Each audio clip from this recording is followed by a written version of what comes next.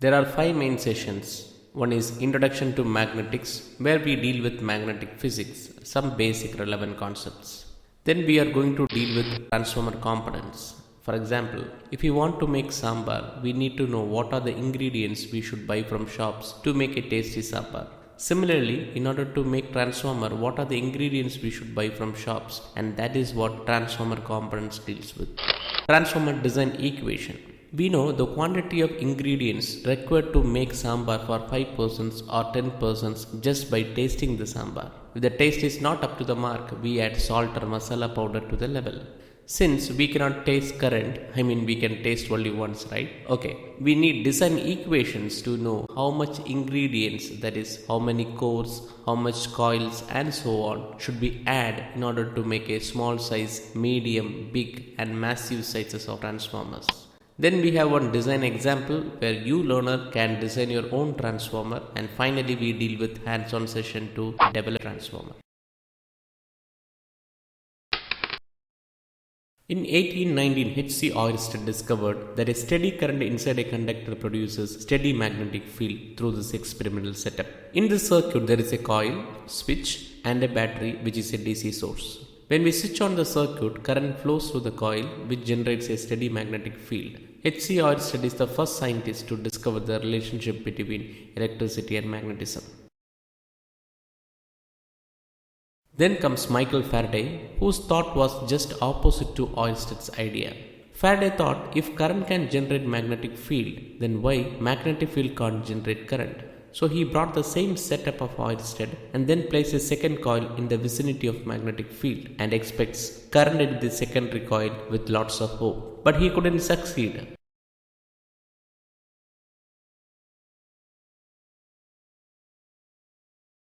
What happens when you try doing a project and it fails continuously? We will break it, right? Similarly, Faraday broke the switch. Once the switch got disconnected during the breakage, that moment there was a flow of current. Faraday was surprised. With lots of anticipation, Faraday bought a new switch momentarily and was modulating the switch on and off. There was a current in the secondary coil only during the transition from on to off and from off to on. But when the switch remains on, there was no current in the secondary coil.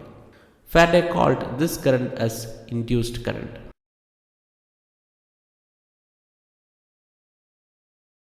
Now let's see how an electromagnet works. Let us consider a piece of magnetic steel which has lot of magnetic domains inside as shown, but are arranged in random direction. As the magnetic domains are arranged randomly, there is no net magnetism at any given direction. Now when we apply current to the sample piece, this current will provide an external force to align randomly positioned domains to uniform direction like this. Now there is a net magnetism at a given direction. Thus it is concluded that current is the reason or an external force which brings magnetism to the material.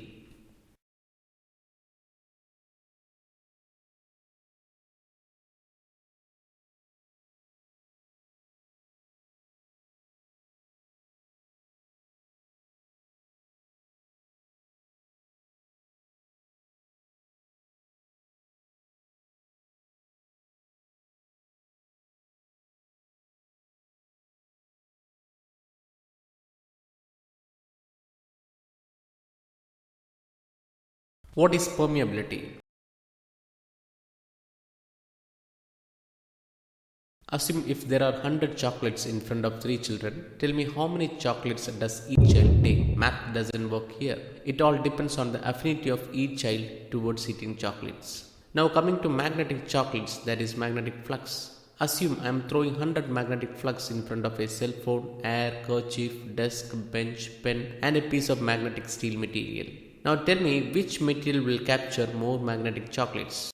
Obviously it is magnetic steel because the affinity of magnetic steel towards capturing magnetic flux is great when comparing to other materials, and that is what magnetic permeability means in a very simple way. Let's look into this animation. I have two boxes, one is having mu or equal to 1 which is filled with air and other has mu or equal to 3000 which is filled with magnetic steel. In the black box I have many magnetic chocolates, that is magnetic flux. Now I am going to blast the black box. Tell me which box is filled with more magnetic flux, whether it is mu r equal to 1 box or mu r equal to 3000 box. Come on. Yes, you are right.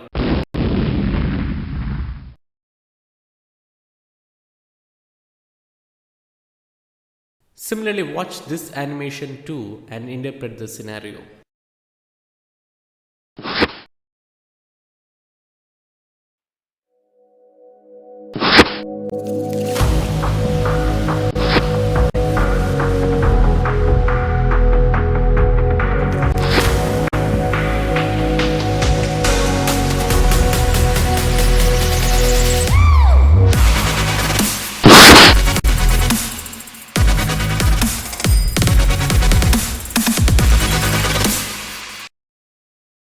When we study types of magnetic steel cores, we study EI core, EE core, and so on in pair. We don't study E core and I core separately. Now the question is, why EE or EI core together? Here you see a E core where the top three limbs are isolated by air medium, which offers huge resistance for magnetic flux flow. Thus, there is no closed magnetic circuit path and most of the magnetic fluxes are lost in air. Now let's introduce an I core to short the top three limbs as shown. Now you will get closed magnetic circuit path bypassing air medium, which facilitates the flow of magnetic flux.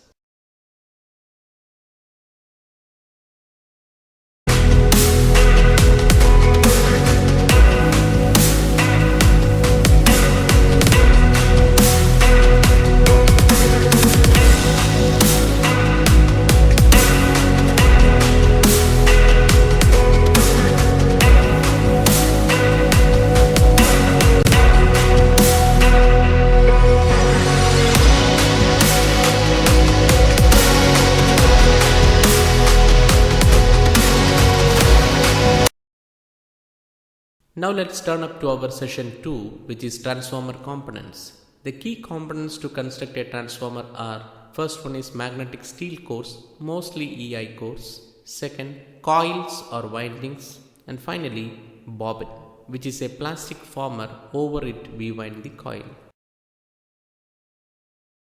Other than the key components, there are accessories such as connecting wires, clamps, screw, nut, washer, sleeve, clasp insulation sheets, and black leatherite sheets.